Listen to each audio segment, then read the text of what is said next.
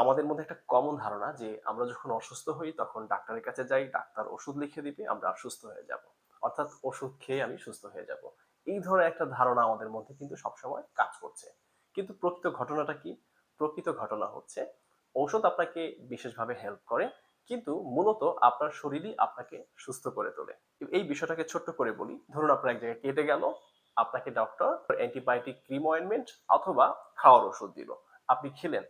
Antibiotic cream ointment আর ঔষধ কি আপনার ওই জায়গাটাকে রিপেয়ার করছে? অর্থাৎ নতুন ভাবে যে কেটে যাওয়াটা শুকিয়ে যাচ্ছে সেটা কি ও করতে পারছে?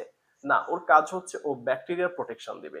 কিন্তু ওই ওই জায়গার যে রিপায়ারমেন্ট বা সংশোধন সেটা কিন্তু বডি নিজেই করবে। অর্থাৎ বডির সিস্টেম এবং ইমিউনিটি আপনাকে সুস্থ করে তোলে। অর্থাৎ বডি নিজেই নিজেকে সুস্থ করে তোলে। এই জন্য বডির হেল্পের জন্য, বডির সিস্টেম যেন ঠিক থাকে, বডির ইমিউনিটি যাতে ঠিক থাকে, ওই দিকে আমাকে লক্ষ্য করতে হবে। কিভাবে?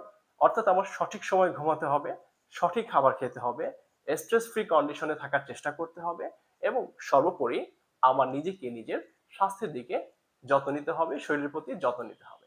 অর্থাৎ আমি যদি আমার বডির সিস্টেমকে ঠিক রাখতে পারি, ইমিউনিটিকে ভালো রাখতে পারি, তাহলে সুস্থ হওয়া অত্যন্ত সহজ হয়ে যাবে।